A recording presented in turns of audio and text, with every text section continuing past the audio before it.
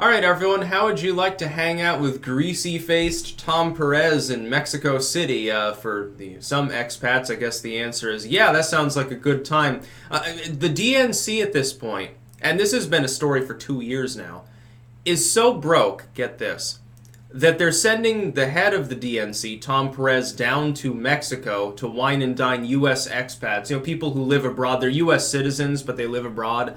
They tend to be fairly wealthy, and they want like a Ernest Hemingway lifestyle. Usually, they'll manage a business or something, and so their income is high, or they're just organically wealthy. They've got a lot of trust funds or something, so they can deal with being double taxed.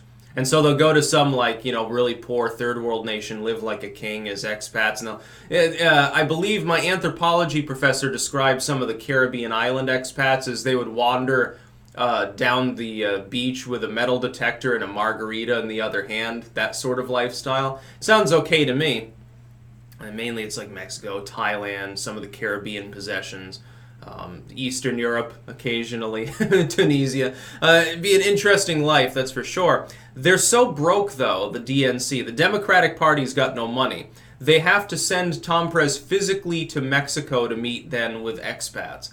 Now, these are fairly rich individuals for the most part. If you're living the expat lifestyle, even in a poor country, the U.S., again, double dips on taxes, so you can get screwed, potentially. I don't think there are many expats that are below at least the upper middle class zone, basically. Mostly self-employed, or they own businesses again, or whatever, and it's basically like a permanent vacation lifestyle.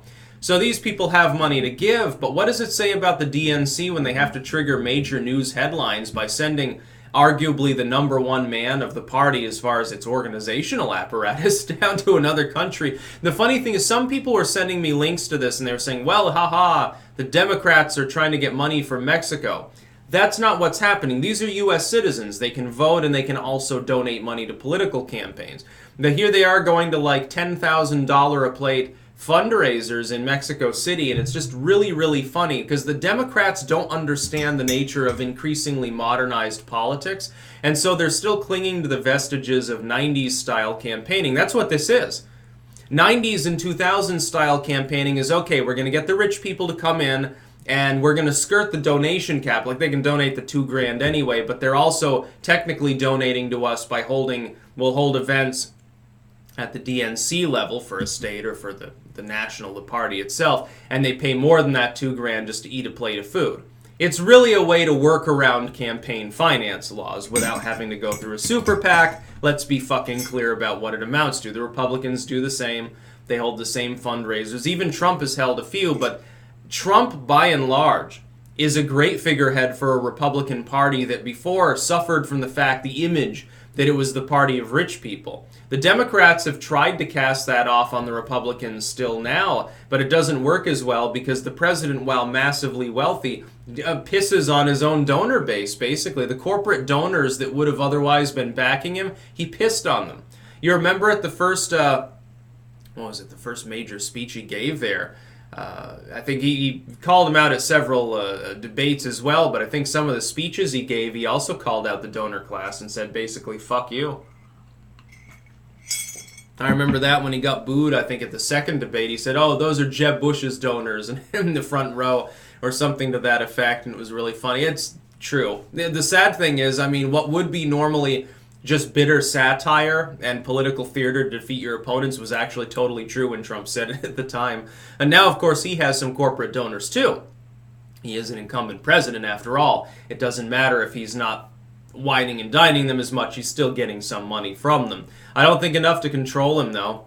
My God, the coffers of the Republican Party right now are flush. The Democrats have a problem as well at the state level. State DNC heads are complaining about the same thing. We're not getting enough money.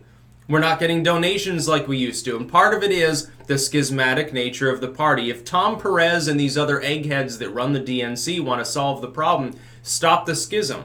Take the far left, shove them back out of the party. You may think that they're useful idiots. What they're really going to end up doing is crushing your party.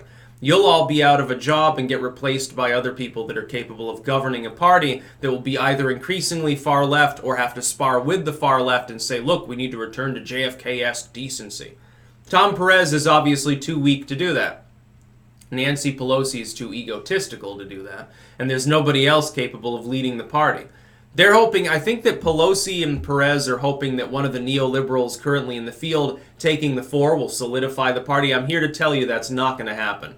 I'm sorry, Miss Pelosi, you've already lost if that's your operative strategy. It's not going to happen.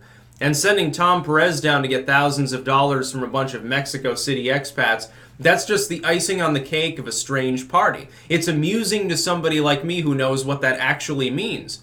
You would not be doing this. No, what you would do, here's what they would normally do. They wouldn't send Tom Perez, and they wouldn't be very public about it. They'd send some second-level staffer and political figures down there. They'd send a bevy of second-tier politicians down there, and they'd go meet with the expats and say, well, look, you get Kirsten Gillibrand and Dianne Feinstein, people who are, maybe notable, but they're not Tom Perez. They're not heading the whole fucking DNC. But they're desperate. They want to send the heavy hitters. I'm surprised they're not sending Hillary Clinton down there as a surrogate. Can you imagine? They send fucking, what's his name there, because he's irrelevant now, Al Gore, somebody who's a little further up, Howard Dean, former head of the DNC. That'd be interesting. Howard Dean, oh my god, he even pisses off most of the Democrats at this point. We Vermonters knew the writing was on the wall long ago. There are still people who want him to run again. Isn't he in his mid-70s? Why is it that every Democrat that's popular is old? Tom Perez, I think, is in his 60s. He's a spring chicken compared to these people. You got Hillary Clinton, all these others. Fucking Nancy Pelosi.